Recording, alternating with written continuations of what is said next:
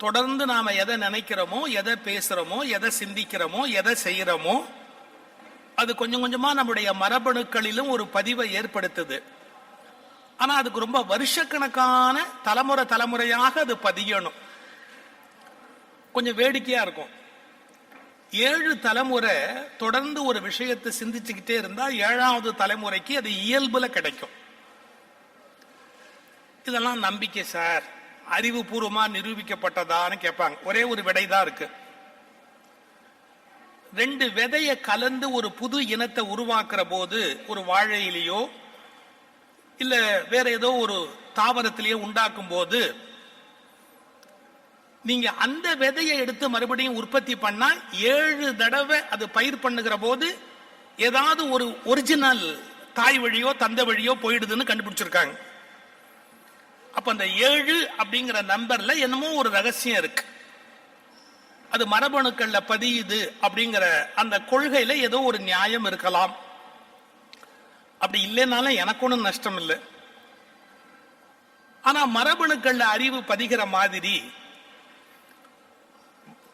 தலைமுறையா காத்திருக்காம ஒரு மனிதனுடைய அறிவு புத்தகத்துல பதிந்து ஆர்வம் உள்ளவர்களுக்கு அது அப்படியே கிடைக்கக்கூடிய ஒரு வாய்ப்பு இந்த புத்தகங்களுடைய பெரிய கொடை. அதனால புத்தகங்களை வாசிப்பது, நேசிப்பது, சுவாசிப்பது என்பது அறிவில் நாட்டம் உடையவர்களுடைய அடிப்படை கடமை.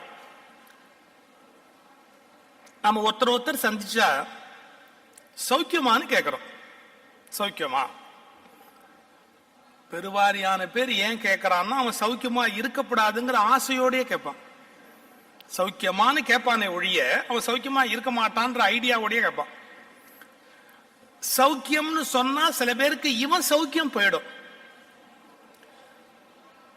ஆனா சந்திச்சுக்க போதெல்லாம் சௌக்கியமானு கேட்கிறமே, உண்மையில நம்ம என்ன கேட்கணும் தெரியுமா? நம்ம அறிவுடைய மனித சமூகம். நம்ம புதுசா ஒருத்தரை பார்க்கிறோம் அப்படின்னா முதல்ல கேட்க வேண்டிய கேள்வி என்ன தெரியுமா? நீ லேட்டஸ்டா என்ன புக்கு படிச்சேன்னு கேட்கணும். ஏன்னா இது மனித இனத்தினுடைய அடையாளம். நீ சமீபத்துல என்ன புஸ்தகம் படிச்ச அப்படின்னு கேட்கணும். மன்னிச்சுக்கங்க, இன்னைக்கு அப்படி கேட்கிற பழக்கம் இல்லை. நீங்க லேட்டஸ்டா என்ன படிச்சீங்கன்னு யாரையும் கேட்கறது இல்லை. ஏன் கேட்கறது இல்லைன்னா, அப்படி படிக்கிறவன் நமக்கு ஃப்ரெண்டா இருக்க மாட்டான்னு தெளிவா இருக்கான். ஆனா அறிவுடைய ஒரு சமூகம் தன்னுடைய உறவை, நட்பை பார்க்கிற போது நீங்க சமீபத்தில் படிச்ச புஸ்தகம் என்ன அப்படின்னு கேட்பது இந்த புத்தக திருவிழாவில் இருந்தாவது தொடங்க வேண்டும் என்பது என்னுடைய வேண்டுகோள். நீங்க லேட்டஸ்டா என்ன படிச்சீங்க? இந்த கேள்வி ஒரு பெரிய மாற்றத்தை சமூகத்துல உண்டு பண்ணும். படிக்கணுங்கிற ஆர்வத்தை கண்டிப்பா உண்டு பண்ணும். படிச்சதை பகிர்ந்துக்கணும் அப்படிங்கிற ஆர்வத்தையும் உண்டு பண்ணும். நாம சில புத்தகங்கள் தெரியாம இருந்திருக்கலாம். நான் இதை படிச்சேன்னு சொன்னா அது எங்க, என்ன விஷயம் நம்ம கேட்டுக்கிறதுக்கு வாய்ப்பு இருக்கு. அதனால புத்தக திருவிழாவுக்கு வருகிறவர்கள் இனி குறைந்தபட்சம் அடுத்தவர்களை பார்க்கும் போது நீங்க லேட்டஸ்டா என்ன புத்தகம் படிச்சீங்கன்னு கேட்டா ஒரு நல்ல மாறுதல் மனித வர்க்கத்தில் உண்டாகும் என்று நான் நம்புகிறேன். நான் தினமணியில தொடர்ந்து எழுதுனேன், நீ நான் நிஜம் அப்படின்னு ஒரு தொடர் கட்டுரை. அது செல்ஃப் இம்ப்ரூவ்மெண்ட் அப்படிங்கிற அந்த பேனர்ல அந்த கட்டுரை போச்சு. ஆனா சாதாரணமான அந்த வழக்கமான தன்னம்பிக்கை, சுய முன்னேற்றம் அது குறித்து நான் எழுதணும்னு அதை எழுதல. முதல்ல ஆரம்பத்துல ஒரு 7-8 அத்தியாயம் அப்படிதான் எழுதுனேன். அதன் பிறகு அதுல வேறு சில செய்திகளை உள்ளடக்கி நான் எழுதுனேன். அதை உங்களோட பகிர்ந்துக்கிறதுக்கு நான் இந்த மேடையை பயன்படுத்திக்க வேணும்னு நினைக்கிறேன். இந்த நீ நான் நிஜம்ங்கிறது ஏதோ ஒரு அட்ராக்டிவா இருக்கணுங்கிறதுக்காக நான் கொடுத்த தலைப்பு இல்லை. உண்மையிலேயே ஒவ்வொரு மனிதனும் நீ அப்படிங்கறத பத்தி கவலைப்படுற அளவுக்கு நான் அப்படிங்கறத பத்தி கொஞ்சம் கவனம் செலுத்தினா ஒரு பெரிய மாற்றம் வரும் அப்படிங்கிறது என்னுடைய அபிப்பிராயம். அது என்ன, நீலேருந்து நானுக்கு வா, நீயிலிருந்து நானுக்கு வா அப்படிங்கிறனா.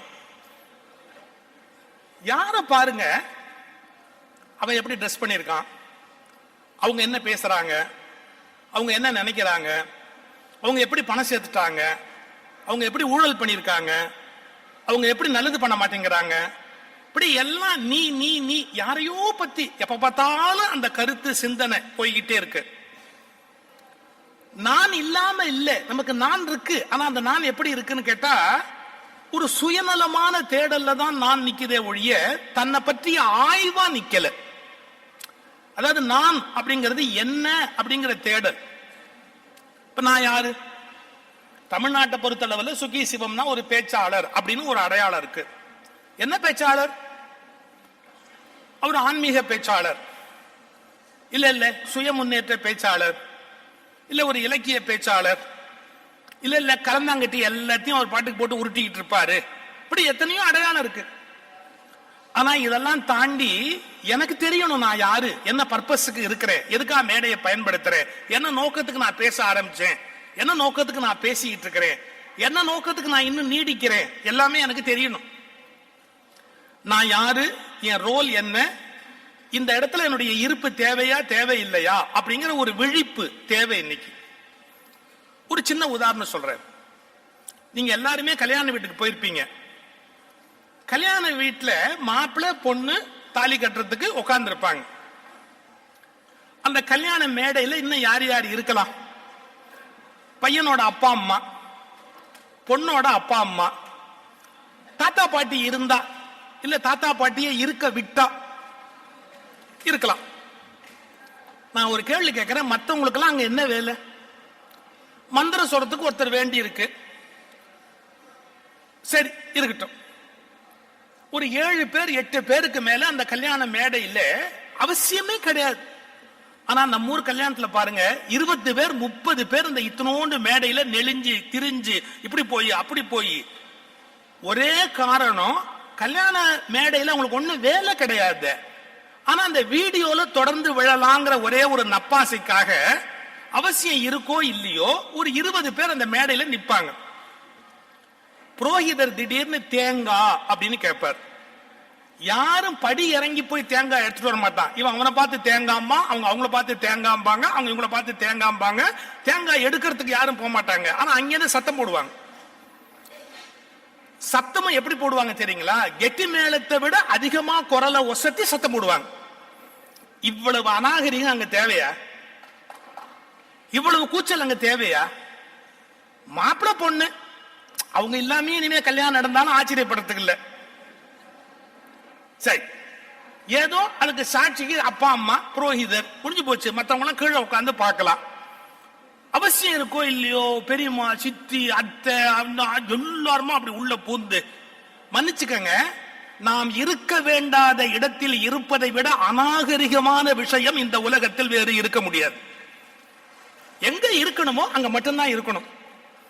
எங்க இருக்க வேண்டிய அவசியம் இல்லையோ அங்க நம்ம இருக்கக்கூடாது. இப்ப நான் யாரு, என் ரோல் என்ன, நான் இங்க என்ன வேலை செய்யறதுக்காக வந்திருக்கிறேன், நான் என்ன பண்ணணும். நாங்க ஒரு கோயில் கட்டி கும்பாபிஷேகம் பண்ணோம். நான் கவுண்டம்பாளையத்துல குடியிருந்த போது இந்த கும்பாபிஷேகத்துக்கு நன்கொடை கொடுக்கறவங்க அன்னைக்கு வந்து கொடுப்பாங்க. ஒருத்தரை சேர் போட்டு உட்கார வச்சு நீங்க வர்ற நன்கொடை எல்லாம் வசூல் பண்ணுங்க. அன்னைக்கு தான் சில பேர் வாழைக்காய் வாங்கி கொண்டாந்து கொடுப்பான், இலை வாங்கி கொண்டாந்து கொடுப்பான். மத்தியானம் அன்னதானம் பண்ணணும். ஒருத்தர் உட்காத்தி வச்சு நீங்க பாருங்க, உட்காத்தி வச்சிருக்கிறோம். ஆனா அவர் என்ன பண்றாரு, ரொம்ப பக்தி மீதூர நேரா கும்பாபிஷேகத்துல கரைஞ்சிட்டார். உள்ள யாகசாலையில அங்க இங்க எல்லா இடத்துலயும். நான் அவரை கேட்கிறேன், ஏன் சார் நீங்க அங்க உட்கார்ந்து இருந்தா தானே இந்த வர்றதை வசூல் பண்ணி இன்னைக்கு செலவு பார்க்க முடியும், ஏற்பாடு பண்ணணும், ஏன் வந்தீங்க? அவர் என்ன கேட்ட கேள்வி, நீ யாரு எனக்கு எஜமானா பாசா? நான் எங்க இருக்கணும் நீ முடிவு பண்றதான்? நான் சொன்னேன், அப்படி இல்லை, நாம என்ன வேலை பிரிச்சுக்கிட்டோம். நீங்க இந்த வேலையை பிரிச்சுக்கிட்டீங்க, நான் இந்த வேலையை பிரிச்சுக்கிட்டேன், அவர் அந்த வேலையை பிரிச்சுக்கிட்டார். நம்ம எதை ஏத்துக்கிட்டோமோ அந்த வேலையை பெர்ஃபெக்டா பாக்குறதுக்கு நம்ம அங்கதான் இருக்கணுமே ஒழிய நம்ம இருக்க வேண்டாத இடத்துல போய் உட்கார்ந்து இருக்கிறது நம்முடைய கௌரவத்துக்கு இழுக்கு, காரியத்துக்கு எடுத்துடும். இந்த ரியலைசேஷன் அப்படிங்கிறது இந்த சொசைட்டில வரல. இது எல்லா இடத்துலயுமே வரல. நான் யாரு, என் ரோல் என்ன, நிஜமாவே என்னுடைய வேலை என்ன? யாரையோ பத்தி கவலைப்படுறோம், நம்மளை பத்தி கொஞ்சம் யோசிக்கலாம். இதை மையப்படுத்தி தான் நீ நான் நிஜம் அப்படின்னு ஒரு தலைப்பு கொடுத்து நான் அந்த தொடர் எழுதுனேன். ஒரு மனுஷன் தன்னை பத்தி கொஞ்சம் ஆராய்ச்சி பண்ண ஆரம்பிச்சா நாம எவ்வளவு வேலை பார்க்க முடியும், எவ்வளவு நல்ல காரியம் பண்ண முடியும், எவ்வளவு ஏர்ன் பண்ண முடியும், எவ்வளவு சேரிட்டிஸ் கொடுக்க முடியும், எவ்வளவு பேருக்கு ஹெல்ப் பண்ண முடியும், எல்லாத்தையும் கண்டுபிடிக்கலாம். ஆனா இதெல்லாம் யோசிக்கலன்னு வச்சுக்கோங்க, நீங்க ஒண்ணுமே பண்ண முடியாது. நான் இதுக்கு முதல் அத்தியாயத்துல ஒரு எக்ஸாம்பிள் எழுதியிருந்தேன். மில்கி மிஸ்ட் அதை பத்தி நான் ஒரு முறை ஒரு ஆர்டிகிள் படிச்சேன். அவங்க பன்னீர், சீஸ் இதெல்லாம் செய்யறதுக்கு பழைய மிஷின் வச்சிருந்தாங்க. இதை மேனுஃபேக்சர் பண்ணும்போது பாருங்க, மேல அதெல்லாம் கட்டி கட்டி அப்படியே நிக்கும். இந்த பால்ல இருக்கிற தண்ணீர் இருக்குல்ல, அது அப்படியே பிரிஞ்சு அப்படியே கீழே நிக்கும். நிஜமாவே அது தயாராகிற இடத்தை நீங்க பார்க்கணும். நான் சுவிட்சர்லாந்துல பார்த்தேன், ஒரு சீஸ் ஃபேக்டரியில போய் பார்த்தேன். அப்பதான் பார்க்கடல்னா என்னன்னு தெரிஞ்சுக்கிட்டேன். நிஜமாவே பாலை, அவ்வளவு பெரிய பாலை போட்டு ஒண்ணு கடைஞ்சுக்கிட்டே இருக்கு. காலையில இருந்து கடையுது கடையுது கடையுது, கடைசியா பார்த்தா திடமான பொருள் மேல நின்னுடுது, அப்படியே தண்ணியா கீழே வந்துடுது. அதை வடிச்சு தூக்கி வெளியே கொட்டிடுறாங்க. இந்த மிச்சமாகிற தண்ணி இருக்கு பாத்தீங்களா, அதுக்கு வேவ் வாட்டர் அப்படிங்கிறான். வேவ் வாட்டர், மிச்சமா போற தண்ணி. இது பாலில இருந்து நீங்க சீஸ், பன்னீர் இதெல்லாம் பண்ணும்போது கண்டிப்பா தண்ணீர் வெளியேறும். ஏன்னா 80% வாட்டர் இருக்கும், அந்த வாட்டர் வெளியே போகும். ஒரு காலம் வரையில எல்லா கம்பெனிலையும் அது வேஸ்ட். எப்படிப்பட்ட வேஸ்ட் தெரியுங்களா? ஒரு நாளைக்கு மேல அதை ஃபேக்டரியில வச்சிருக்க முடியாது, அப்படி ஒரு ஊழ நாத்தம் நாரும். மறுநாள் நீங்க வச்சிருந்தீங்கன்னா மனுஷன் உள்ள போக முடியாது. அதுக்காக அவங்க என்ன பண்ணுவாங்க, அக்கம் பக்கம் இருக்கிற விவசாயிகள்கிட்ட கெஞ்சி கூத்தாடி, நீங்க வந்து இந்த தண்ணியை எடுத்துட்டு போயிடுங்க, தண்ணியை எடுத்துட்டு போயிடுங்க. ஏன்னா மரம் செடி கொடிக்கெல்லாம் அது நல்ல உரம், அதை ஊத்தினா மரம் செடி கொடிக்கு நல்லா இருக்கும், அந்த தண்ணியை எடுத்துட்டு போயிடுங்க அப்படிம்பாங்க. இவங்களுக்கு பால்ல, சீஸ்ல பணம் கிடைக்கும், பன்னீர்ல பணம் கிடைக்கும். கொஞ்சம் கொஞ்சம் அதை ஒரு மாதிரி பண்ணி கொஞ்சம் தயிர் தயார் பண்ணுவாங்க, அந்த ஏடை பிரிச்சு ஒண்ணு பண்ணுவாங்க. ஒரு 7-8 விஷயத்துல பணம் கிடைக்கும். இந்த வேஸ்ட் வாட்டர்னு நான் சொன்னேன் பாத்தீங்களா, வேவ் வாட்டர். இந்த வேவ் வாட்டரை கரெக்டா நீங்க பயன்படுத்தி அதுல இருந்து ஒரு புரோட்டீன் பவுடர் எடுக்கலாம்னு இப்ப கண்டுபிடிச்சிட்டான். அந்த புரோட்டீன் பவுடர் எடுக்க ஆரம்பிச்சதுக்கு அப்புறம் நீங்க சீஸ்ல, பன்னீர்ல எல்லாத்தையும் சம்பாதிச்சதை விட இந்த புரோட்டீன் பவுடர் சம்பாதிக்கிறீங்க பாருங்க, அது என்டையர் ஃபேக்டரியோட லாபத்துக்கு நிகரானது, முழுக்க சம்பாதிக்குது அந்த புரோட்டீன் பவுடர். இவ்வளவு காலம் எது வேஸ்ட் வேஸ்ட் வெளியே கொட்டினாங்களோ, கரெக்டா அதுல இருந்து புரோட்டீன் பவுடர்னு ஒண்ணு பிரிக்கலாம்னு கண்டுபிடிச்ச உடனே நீங்க இதெல்லாம் சம்பாதிச்சதை விட 8 மடங்கு 10 மடங்கு வேஸ்ட் வாட்டர் சம்பாதிச்சு கொடுக்குது. இதத்தான் சொல்றேன், தம்பி உனக்குள்ளும் ஒரு பார்க்கடல் இருக்கிறது, கொஞ்சம் கடைந்து பார். 7-8 மகாலட்சுமிகள் மாலையோடு வந்து உனக்கு மாலை சூட தயாராக இருக்கிறார்கள். எதை நீ வேஸ்ட் வாட்டர் என்று கொட்டி கொண்டிருக்கிறாயோ அதை கடைந்து பார். 7-8 மகாலட்சுமிகள் மாலையோடு உனக்கு கழுத்தில் அணிவிப்பதற்கு தயாராக இருக்கிறார்கள். இதான் வாழ்க்கை. இதை நான் எப்படி பயன்படுத்தலாம், இதை எப்படி நான் இன்னும் ரீமாடல் பண்ணலாம், எப்படி மாடிஃபை பண்ணலாம், என்னோட ஒர்க்கை நான் இன்னும் எப்படி ஷார்பன் ஆக்கலாம், நான் எப்படி இன்னும் சொசைட்டிக்கு யூஸ்ஃபுல்லா இருக்கலாம். இதை நம்ம யோசிக்க ஆரம்பிச்சோன்னு வச்சுங்க, என்ன சம்பாதிக்கிறோமோ அது மாதிரி 7-8 மடங்கு சம்பாதிக்கலாம். என்ன சர்வீஸ் பண்றோமோ அது மாதிரி 10 மடங்கு சர்வீஸ் பண்ணலாம். நாம இந்த உலகத்துக்கு நிறைய செஞ்சுட்டு நாமளும் இந்த உலகத்துல இருந்து வேணுங்கிறத பெற்றுக்கொள்ளலாம். உலகத்துக்கு நிறைய செஞ்சுட்டு உலகத்தை விட்டு போலாம். இந்த டெக்னிக் தான் வாழ்க்கையில நான் யாரு, என் சக்தி என்ன, என் பலம் என்ன அப்படின்னு கண்டுபிடிக்கணும்.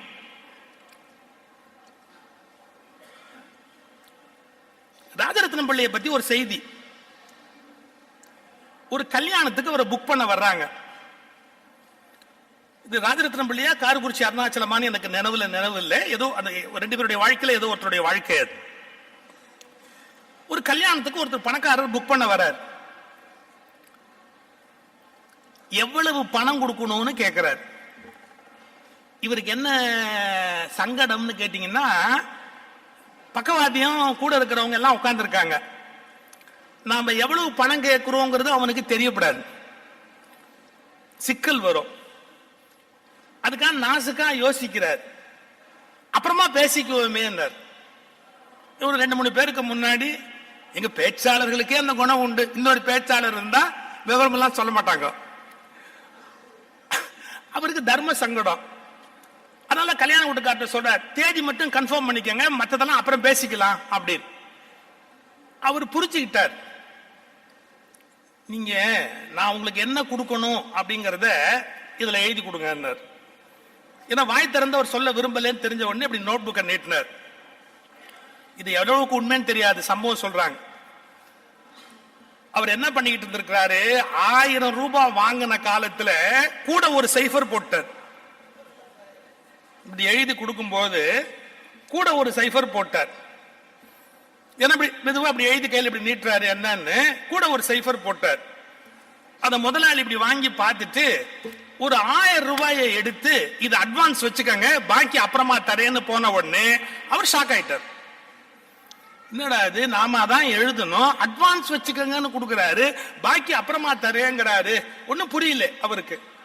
அவர் போனதுக்கு அப்புறம் எடுத்து பார்த்தா தெரியுது ஒரு சைஃபர் கூட போட்டிருக்கிறார். சார், அன்னையிலேருந்து அவர் ரேட்டு அவர் கூட போட்டா இருப்பாருங்க சைஃபர், அதுதான் அவர் ரேட்டா மாறிச்சு. என்ன அர்த்தம் தெரியுங்களா? அவர் தன்னுடைய கெப்பாசிட்டி 1000 தான் நினைச்சுக்கிட்டு இருந்தாரு. இல்ல, 10,000 வாங்குற கெப்பாசிட்டி இருக்குங்கிறது ஒரு தப்புல வெளிப்பட்டதுன்னா. இதே மாதிரி இந்த உலகத்துல சார் நம்முடைய உண்மையான திறமை என்ன, நம்ம இன்னும் என்ன பண்ணினா பெரிய அளவு சில காரியங்களை சாதிக்கலாம், இல்ல என்ன நோக்கத்துக்கு இந்த பூமியில வந்திருக்கிறோம் அப்படிங்கறத கண்டுபிடிக்கலாம் அப்படின்னு ஒவ்வொருத்தரும் தன்னை பத்தி இன்னும் கொஞ்சம் ஆழமா பார்க்கணும். இதத்தான் அந்த நீ நான் நிஜம் அப்படிங்கிற அந்த கான்செப்ட்ல நான் முன்னாடி வைக்கிறேன். ஒரு சினிமா பாட்டு நீங்க எல்லாம் கேட்ட பாட்டு தான், உன்னை அறிந்தால் நீ உன்னை அறிந்தால். இது ஒரு எம்ஜிஆர் படத்துல வர்ற ஒரு பாட்டு. அது கூட படம் தப்பா சொன்னா ரமணன் தீர்த்திருங்க, ஏன்னா அந்த கண்ணதாசன் பாட்டெல்லாம் அவருக்கு அத்துப்படி. உன்னை அறிந்தால் நீ உன்னை அறிந்தால் உலகத்தில் போராடலாம். இந்த உன்னை அறிந்தால்ங்கிற பாட்டு வெளியிலேருந்து கேட்டா ஒரு சினிமா பாடல் மாதிரி தெரியும். ஆனா கொஞ்சம் கூர்ந்து கவனிச்சா அது எவ்வளவு தூரத்துக்கு நம்ம வாழ்க்கையை மாத்தும் அப்படிங்கறத புரிஞ்சுக்கலாம். நான் இந்த நீ நான் புஜம் புக்ல எழுதியிருந்தேன், வேதகால ரிஷிகள் சொன்ன உபனிஷத் போல காதல் ரிஷி கண்ணதாசன் சொன்ன கலிகால உபனிஷத் அந்த பாடல். காதல் ரிஷி கண்ணதாசன் சொன்ன கலிகால உபனிஷத் அந்த பாடல். ஏன், உன்னை அறிந்தால் நீ உன்னை அறிந்தால் என்ன வேணாலும் சாதிக்கலாம் இந்த உலகத்துல. அதுக்கு என்ன வேணும்னா பாருங்க, எப்பவுமே நம்முடைய கவனம் வெளியில பாயறதை தாண்டி நம்ம கவனம் உள்ள பாய ஆரம்பிச்சது அப்படின்னா we can do wonders. உள்நோக்கிய பயணம், அந்த உள்நோக்கிய பயணத்தை மேற்கொள்வதற்கு ரொம்ப ஆற்றல் வேணும். எப்படி பிராணசக்தி வெளியில போயிட்டே இருக்கோ அதே மாதிரி நம்முடைய கவனம், சிந்தனை, மனம் எல்லாம் வெளியில போயிட்டே இருக்கு. அதை எடுத்து உள்ள தூக்கி திருப்பி நம்மளை பத்தி பார்க்க ஆரம்பிச்சா நான் யாரு அப்படிங்கறத நீங்க ஒரு வினாடி கண்டுபிடிச்சிட்டீங்க அப்படின்னா you can do wonders. இப்ப பாருங்களேன், நான் உங்களுக்கு மில்கி மிஸ்ட் சொன்னேன், ஒரு பால் கடல். ஒரு காலத்துல சார் திராட்சை விதை தான் துப்பிடுவோம் நம்ம. அதுவே எனக்கு மறக்க முடியாத ஒரு சம்பவம். திருப்பத்தூர்னு ஒரு ஊருக்கு போயிருந்தேன். அங்க ரகுநாயகம் அப்படின்னு ஒரு சிறந்த இலக்கியவாதி, அவர் வீட்டுல மத்தியானம் சாப்பாடு எங்களுக்கு. நானு, ஆசா ஞான சம்பந்தம், தே ஞான சுந்தரம் 3 பேர் போறோம். நாங்க சாப்பிட்டு முடிச்சதுக்கு அப்புறம் அவருடைய ஏற்பாட்டுல தான் மாலையில ஒரு விழா, ரகுநாயக ஏற்பாட்டுல மாலையில விழா. சாப்பிட்டு முடிச்சதுக்கு அப்புறம் ஒரு கவர் கொண்டு வந்து கொடுத்தாங்க. ஒரு கவர். பொதுவா பேச்சாளர்களுக்கு கவர் மேல ஒரு விருப்பம் இருக்கும். அதுக்கு உள்ளம் கவர் கல்வன் அப்படின்னு பேர் இல்ல. ஏன் தெரியுங்களா? தபால்ல அவருக்கு வந்த கவர், ரகுநாயகம் அவருக்கு வந்திருக்கிற கவர், அது மேல கட் பண்ணி இருக்கிறார். உள்ள பார்த்தா ஒண்ணுமே இல்லை, உள்ள எதுவுமே இல்லை. அந்த கவர் கொண்டாந்து கொடுத்தாங்க. இந்த கவரை வாங்கிட்டு உள்ள ஒண்ணுமே இல்லை. இப்படி வேடிக்கை நான் ஆசாங்காவை பாக்குறேன், ஆசாங்க என்ன பாக்குறாரு, எல்லாம் மாறி மாறி ஒருத்தரை பார்த்துக்கிட்டு இருக்கிறோம். அடுத்த 5வது நிமிஷம் அவங்க வீட்டுல திராட்சை தட்டுல வச்சு கொண்டு வராங்க. நீங்க திராட்சையில இந்த விதை வந்ததுக்கு அப்புறம் அதை எவன் மூஞ்சில துப்புறதுன்னு ஒரு பிரச்சனை வரும். நீ கொடுத்த பாவத்துக்கு ஓ மூஞ்சில துப்புறதா இல்ல நானே வாங்கி பாக்கெட்ல போட்டுக்கிறதா ஒரு குழப்பம் வரும். நான் அந்த ரகுநாயகத்தை பார்த்து சொன்னேன், சார் நீங்க ரொம்ப எக்ஸலண்டான ஆள் சார், ஏன்னா அந்த சாப்பிட்டுட்டு அந்த விதையை எதுல துப்பணுங்கிறதுக்கு முதல்ல கவர் கொடுத்துட்டு அப்புறம் திராட்சை கொடுத்தார் சார் அவர். இந்த மாதிரி ஒரு பிளானிங் உள்ள மனுஷனை பாக்குறதே கஷ்டம். துப்புறதுக்கு முதல்ல கவரை கொடுத்துட்டார் அந்த விதையை துப்புறதுக்கு, அப்புறமா அந்த திராட்சையை கொண்டு வந்து வச்சார்.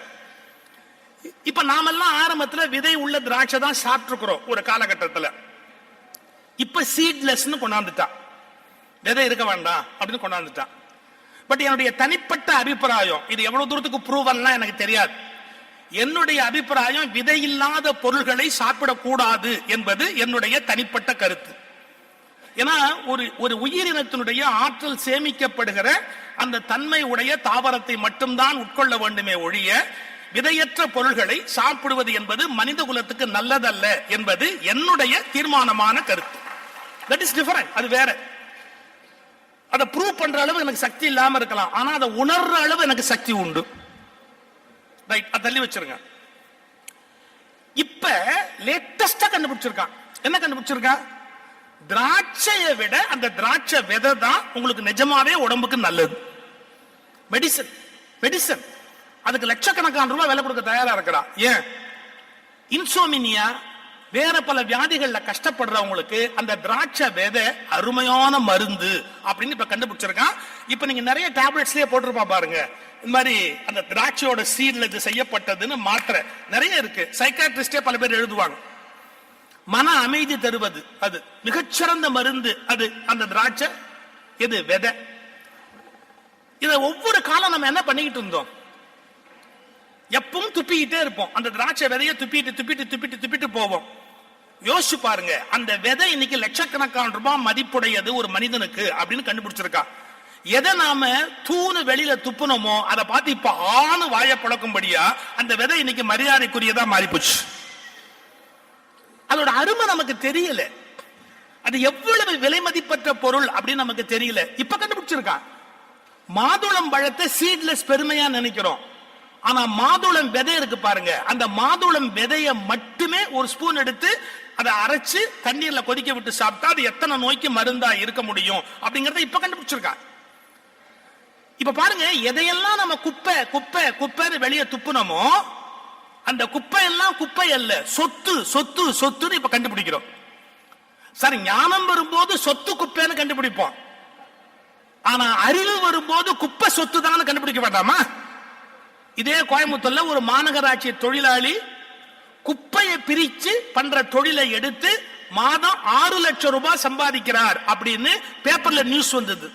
இதே கோயம்புத்தூர்ல ஒரு மாநகராட்சி தொழிலாளி குப்பைகளை பிரிச்சு கொடுக்கிற தொழில் பண்ணி 6 லட்சம் ரூபாய் மாசம் சம்பாதிக்கிறாரு அப்படின்னு ஒரு நியூஸ் வந்தது. இந்த உலகத்துல எதுவுமே வேஸ்ட் இல்ல சார், அதை எப்படி யூஸ் பண்ணணும்னு கண்டுபிடிக்கணும். சத்யசாய் பாபா போற போக்குல ஒரு வார்த்தை சொல்வாரு, சப்பாத்தி கள்ளி மட்டம்னு சொல்ற, வாழையும் நெல்லும் ஒசத்தின்னு சொல்ற, அப்படி சொல்லாத. சப்பாத்தி கள்ளிய வேலியா போட்டு உள்ளுக்குள்ள வாழைய வச்சேன்னா வாழையும் நல்லா இருக்கும், சப்பாத்தி கள்ளியும் பயன்படும், எங்க வச்சிருக்கிறோங்கிறத பொறுத்தது. எதுவுமே வேஸ்ட் கிடையாது, அதை எப்படி பயன்படுத்துறோம் அப்படிங்கறத பொறுத்தது, அதை எப்படி யூஸ் பண்றோம் அப்படிங்கறத பொறுத்தது. சோ நமக்கு சில டைம் கிடைக்கும், வேஸ்டா சில டைம் கிடைக்கும், அதை ப்ராப்பரா யூஸ் பண்ணணும். நமக்கு சில திறமை இருக்கும், அதெல்லாம் சரியா பயன்படுத்த மாட்டோம், அதை ப்ராப்பரா பயன்படுத்தணும். எதையெல்லாம் வேஸ்ட் நினைக்கிறோமோ அந்த வேஸ்டை எல்லாம் எப்படி மாத்துறது, எப்படி கன்வெர்ட் பண்றது அப்படின்னு கண்டுபிடிக்கணும். இதை கொஞ்சம் திட்டமிட்டு நம்ம செய்ய ஆரம்பிச்சோம்னா வாழ்க்கையில மிகப்பெரிய உயர்ந்த இடத்தை அடையலாம். இதுக்கு என்ன வேணும்? எதையும் வேடிக்கை பார்க்கிற மனோபாவம் நமக்கு இருக்கக்கூடாது. சரியா சொல்றதா இருந்தா, நான் ரொம்ப கோபத்துல சொல்றதா இருந்தா, இந்த பராக்கு பார்க்கிற புத்தியும்பா. சில பேர் எதுனாலும் ஆனும் பராக்கு பார்த்துட்டு நிப்பான். எதுக்கு நிக்கிற? அங்க ஒரு 40 பேர் நின்னா இவனும் நிப்பான். ஏன்டா நிக்கிறேன்? அவன்லாம் நிக்கிறான், நானும் நிக்கிறேன் அப்படின்பா. அவன் நிக்கிறான், நீயும் நிக்கிற அந்த இடத்துல, உனக்கு அவசியமா அந்த இடத்துல அவன் போய் நிக்கிறாங்கிறதுக்காக நீ நிக்கணுமா? சார், ரோட்ல ஆக்சிடென்ட் ஆயிடுது, ஆக்சிடென்ட் ஆகி ஒரு கூட்டம் சேருது, நாம கார்ல போற போது காரை நிறுத்தி ஜன்னல் வழியா அந்த இடத்தை எட்டி பாக்குறோமே, இதை விட முட்டாள்தன உலகத்துல ஒண்ணு உண்டா? நம்ம நின்னோம்னா பின்னாடி வர எத்தனை வண்டி டிராபிக் ஜாம் ஆகும், எவ்வளவு தப்பு. வேணும்னா ஓரங்கட்டி போய் நிறுத்தி போய் பார்க்கணும். இல்ல ஒரு பெரிய கொடுமை, ஒரு பையன் ஆக்சிடென்ட் ஆனவனுக்கு உதவ மாட்டேங்கிறான், ஆனா என்னன்னு வேடிக்கை பார்க்கணும் மட்டும் ஆசைப்படுறான். அதை வேடிக்கை பார்க்கணும், இதை வேடிக்கை பார்க்கணும் அப்படின்னு மட்டும் ஆசைப்படுறான். இதுக்கு பேர் பராக்கு பார்க்கிற புத்தின்னு பேர். சாரி, இத நம்ம என்னவா கன்வெர்ட் பண்ண தெரியுங்களா? கவனம், கவனித்தல். பார்ப்பது வேறு, வேடிக்கை பார்க்கிறது வேறு, கவனிப்பது என்பது வேறு. நான் ஒரு வார்த்தை சொல்றேன், இந்த உலகத்தில் யார் வெற்றி பெறுகிறார்கள்? கவனிக்கிறவர்கள் வெற்றி பெறுகிறார்கள். இதான் இந்த உலகம். கவனிக்கணும். எல்லாரும் ஹரிச்சந்திரன் நாடகத்தை வேடிக்கை பார்த்தான். இந்த காந்தின்னு ஒரு மனுஷன் தான் அந்த நாடகத்தை கவனிச்சார். கவனிக்கிறவர்கள் வெற்றி பெறுகிறார்கள், வேடிக்கை பார்க்கிறவர்கள் வீணாய் போகிறார்கள். கவனிக்கணும், என்ன நடக்குது அப்படிங்கறத கவனிக்கணும். ஒவ்வொரு விஷயத்திலுமே நம்முடைய கவனம் ரொம்ப ஷார்ப்பா அந்த இடத்துல இருக்கணும். ஒரு சம்பவம் சொல்றேன் பாருங்க. Medical college first year students, அந்த பிரின்சிபால் அட்ரஸ் பண்றார். தம்பி, நீங்க மெடிக்கல் லைனுக்கு வந்துட்டீங்க, இதுல நீங்க ரொம்ப கவனமா இருக்கணும். நீங்க அருவருப்பு உள்ளவங்களா இருந்தா இந்த ஃபீல்டுல ஷைன் பண்ண முடியாது. இங்க நீங்க பாக்குற பேஷண்ட்ஸ் எல்லாருமே ஏதோ ஒரு வகையில காம்ப்ளிகேட்டடா இருப்பாங்க. உங்களுக்கு அருவருப்பு இருந்தா நீங்க அதை கண்டிப்பா ஜெயிக்க முடியாது. அதனால கவனமா இருக்கணும். அதே நேரத்தில் நீங்க திறமையாவும் இருக்கணும். இப்ப பார், உங்களுக்கு எல்லாம் ஒரு டெஸ்ட். புழு நெளிற சாக்கடை தண்ணியை கொண்டு இப்படி முன்னாடி வச்சார். வச்சுட்டு சொன்னாரு, இப்ப பார் நான் என்ன பண்றேன்னு பார் அப்படின்ட்டு. இப்ப நான் கைய முக்குறேன், அப்புறம் இத பாரு என்ன பண்றேன் பார் அப்படின்னு டக்குனு வாயில வச்சுட்டு. இதை யாராவது நீங்க செஞ்சீங்கன்னா 10 மார்க் கொடுப்பேன். ஃபர்ஸ்ட் செமஸ்டர்ல 10 மார்க் கொடுப்பேன். யாராவது வாங்க. பல பேர் பார்த்தா மெடிக்கலே வேணாம், சாக்கடைக்குள்ள கையை விட்டு அது வாயில கொண்டு வச்சு பெரிய மனுஷன் மாதிரி பிரின்சிபால் பேசுறான். இதுக்கு 10 மார்க் வேறையா? ஒண்ணும் வேணாம். ஒரே ஒருத்த எந்திரிச்சு கிட்டக்க கேட்டான், கண்டிப்பா 10 மார்க் உண்டா சார்? உண்டு. உடனே அந்த விரலை வச்சா பாருங்க, வச்சுட்டு அப்படி வாயிச்சு அப்படியே ஒரே வினாடி அருவருப்புல வாந்தி எடுத்து கீழே விழுந்தான். எந்திரிச்ச உடனே கேட்டான், 10 மார்க் உண்டா சார்? வாதியார் சொன்னார், கிடையாது. ஏன்? நீ ரெண்டுலயுமே ஃபெயில் ஆயிட்ட. கவனமும் இல்ல, அருவருப்பும் உனக்கு போல. நான் 2 விஷயம் சொன்னேன், நல்ல கவனின்னு சொன்னேன், அருவருப்பு இருக்க கூடாதுன்னு சொன்னேன். நீ ரெண்டுலயுமே ஃபெயில் ஆயிட்ட. எப்படி சார் சொல்றீங்கன்னா, நான் இந்த விரலை நினைச்சேன், இந்த விரலை என் வாயில வச்சேன், அதை எவனாவது கவனிச்சிங்களா? ஒரு நுட்பம், ஒரு செகண்ட். நான் விரல் வைக்கும் போது இந்த விரலை வச்சேன், ஆனா வாயில கொண்டு போய் வைக்கும் போது இந்த விரலை வச்சேன். இந்த நுட்பத்தை யாராவது கவனிச்சிங்களா? உனக்கு அருவருப்பும் போல கவனமும் இல்லை, அப்புறம் நீ எப்படி சக்சஸ்ஃபுல் டாக்டரா இருக்க முடியும்னு கேட்டாரு. இது நான் விளையாட்டுக்கா சொல்ற கதை. அதாவது கவனம்ங்கிறது ரொம்ப முக்கியம். ஷார்ப்பா கவனிக்கணும் என்ன நடந்தது அப்படி கவனிக்கிறது இல்ல சார். எங்க மாமனார் மேஜிஸ்ட்ரேட். இது வேற, நான் கவனம் இல்லாத ஆளுன்னு ஆரம்பிக்கும் போது அவரை பத்தி சொல்றது அது. ஆனா உண்மைதான், அவர் ரொம்ப கவனம் உள்ள ஆளா இருந்தா எனக்கு பொண்ணு கொடுத்துருக்க மாட்டாரு. அது ஏதோ கொஞ்சம் லேட்டா நீக்கு போக்கா இருந்ததாலதான் நான் எனக்கு பொண்ணு கொடுத்த காலத்துல நான் வெறும் பேச்சாளர். நான் இவ்வளவு காஸ்ட்லி பேச்சாளர் நான் ஒருவேன் அவருக்கு ஏதாவது தெரியுமா? தெரியாது. ஏதோ தைரியத்துல கொடுத்தார், போயிட்டு போறார். அவர் மேஜிஸ்ட்ரேட். என்கிட்ட ஒரு தடவை சொல்றார், மாப்பிள்ள ஒரு சாமியார் நம்ம வீட்டுக்கு வந்திருக்கிறார், பூஜை பண்றார். எப்படி பூஜை பண்றார் தெரியுமா? கட்சியில அந்த பஞ்சாமிரத்துல இருந்து முருகன் எடுக்கிறாரு, வேல் எடுக்கிறாரு, எல்லாம். மாப்பிள்ள வாங்கோ, அந்த பூஜைக்கு வாங்கோ. நான் போனேன். ஒரு 10 நிமிஷம் எல்லாத்தையும் பார்த்துட்டு நான் பாட்டுக்கு மாடியில போய் உட்காந்துக்கிட்டேன். அப்புறம் முடிஞ்சது. மாப்பிள்ள என்ன நீங்க அந்த சாமியாரை நம்பலையா? ஏன் இப்படி எல்லாம் பண்ணீங்க? நீங்க உள்ள வர மாட்டேன்ட்டீங்க, அவர்கிட்ட விபூதி கூட வாங்க மாட்டேன்ட்டீங்க, ஏன் மாப்பிள்ள மேல போய் உட்காந்துக்கிட்டீங்க? நான் சொன்னேன், மாமா அவர் முருகன் எடுத்தாரு, வேல் எடுத்தார். உண்மையிலேயே அவரை உள்ள வைக்க வேண்டிய ஆளு நீங்க. வேற எவனாவது அவரை பெயில்ல எடுக்க ட்ரை பண்ணணும். நீங்க உள்ள வைக்க வேண்டிய ஆளு. ஆனா நீங்க விவரம் இல்லாம வேடிக்கை பார்த்துக்கிட்டு இருக்கிறீங்க. என்ன மாப்பிள்ள சொல்றீங்க? பஞ்சாமிர்தத்துல இருந்து முருகன் எடுத்தார். வெண்டக்காய் 1 கிலோ பேரிச்சம்பழத்தை அப்படியே உள்ள போடுறான், அதுல 3 முருகனை ஒழிச்சு வைக்கலாம். இப்படி கொத்த அந்த பேரிச்சம்பழத்தை எடுத்து உள்ள போடுறான். பஞ்சாமிரத்தை போட்டு பிசையும் போது அந்த பஞ்சாமிரத்துக்கு அவர் கொண்டு வந்திருக்கிற அந்த பேரிச்சம்பழத்தை உள்ள போடுறாரு. அதுலதான் அந்த முருகன் உட்கார்ந்து இருக்குன்னு அவருக்கு தெரியல. நான் சொன்னேன், இவனை உள்ள வைக்க வேண்டிய ஆள் நீங்க, அவன் என்ன உள்ள வச்சிருக்கான்னு கவனிக்காம உட்கார்ந்து இருக்கீங்களே, நீங்க ஏதாவது உள்ள வச்சிருக்கீங்களா? மாப்பிள்ள இருந்தாலும் நீங்க யாரையுமே நம்புறது இல்லை, உங்களுக்கு ரொம்ப டவுட். அப்படி இல்லை. இந்த உலகத்துல நிறைய பேர் என்னமோ அற்புதங்கள் பண்ணினா கூட இது எப்படி நடந்திருக்கும் அப்படிங்கறத விழிப்பு நிலையில நம்ம பார்க்கணும். யாரு என்ன சொன்னாலும் நம்புறதா? அது வாட்ஸ்அப்ல சொன்னாலும் நம்புறான், நேர்ல சொன்னாலும் நம்புறான், யூடியூப்ல வந்தாலும் நம்புறான், யாரு என்ன சொன்னாலும் நம்புறான். எப்படி அப்படி நம்பலாம்? அது எப்படி சான்ஸ்? நீங்க விழிப்பு நிலையில இருந்து கவனிக்க வேணாமா? இல்ல இந்த மாதிரி ஒரு தவறு நடந்திருக்கிறதுக்கு வாய்ப்பு உண்டு அப்படி நம்ம கவனிக்கணுமா இல்லையா? சரி, இதுவாது விடுங்க, இது ரிலிஜியஸ் ஃபெய்த், இதை பத்தி நம்ம டீப்பா நான் பேச முடியாது. எல்லாரும் அஃபண்ட் ஆயிடுவாங்க. என்னமா நான் அவங்களை காயப்படுத்துறதாவும், நான் ஒரு நாஸ்திகனும் அவங்களை எல்லாம் காயப்படுத்துறத என் வேலைன்னும் மதத்துக்கு எதிராக பேசுறேன்னும் தேவையில்லாம கொடி பிடிப்பாங்க. சார், ஒரு வார்த்தை சொல்றேன், மதத்தை விட உண்மை பெரியதுங்கிறத எல்லா மதத்துக்காரனும் உணரணும் சார். மதத்தை விட உண்மை பெரியதுங்கிறத எல்லா மதத்துக்காரனும் உணரணும் சார்.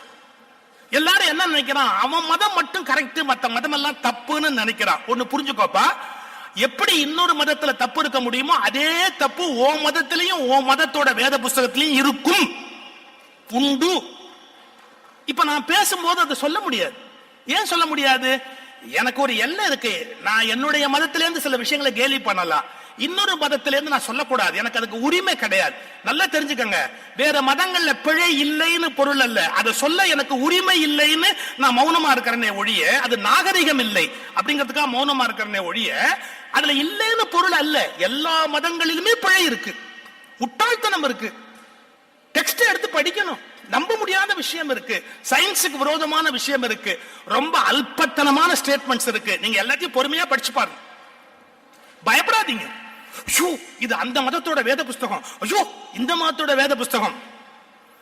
யாரு என்ன சொன்னாலும் சரி, உங்களுக்கு உள்ள இருக்கிற ஒளிதான் முக்கியமே ஒழிய அந்த வேத புத்தகத்தில் இருப்பது என்பது பெரிய விஷயம் அல்ல. உள்ள இருக்கிற ஒளி எல்லாத்த விட மேலானதுங்கிற ஒரு தெளிவு, அதுதான் நிஜம். அந்த உள்ள போய் கண்டுபிடிக்க வேண்டிய விஷயம். அங்க இருக்கிற இரவல் அறிவுக்காக பயப்படக்கூடாது.